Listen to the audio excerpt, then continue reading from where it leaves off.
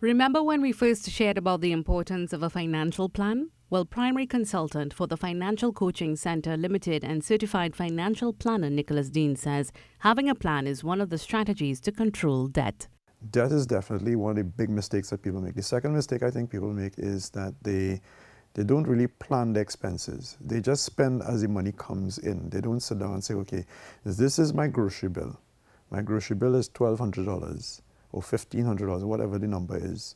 And this is what we are going to do to stay within that figure. To avoid getting into debt, families and individuals should understand the different types of debt. So I would say there's good debt and there's bad debt.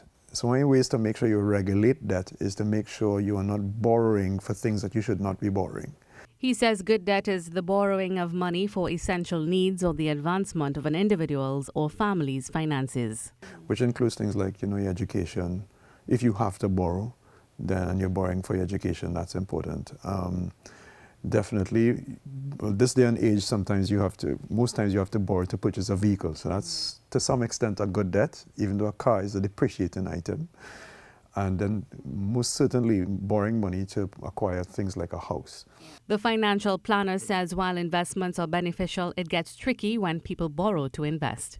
Most people, they have no idea how to invest properly. And usually the investments that they put money in are either going to give them interest rates that are lower than the cost of the debt itself, or they might be putting money in risky things that they could end up losing the money and still end up with the debt.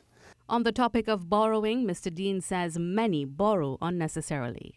And I think that really does put pressure on people's disposable income, and they kind of find themselves starting to live paycheck to paycheck. He shares what can be considered as bad debt. The financial institutions love to use that word loan sales, and they usually have those campaigns around times when people are spending more. Christmas, Carnival. Those are the two periods where people, they take their debt load higher than they should, and now you have to deal with that for the rest of, not just 1 year, because most debts these days are around 3, 4, 5, 6 years in some cases.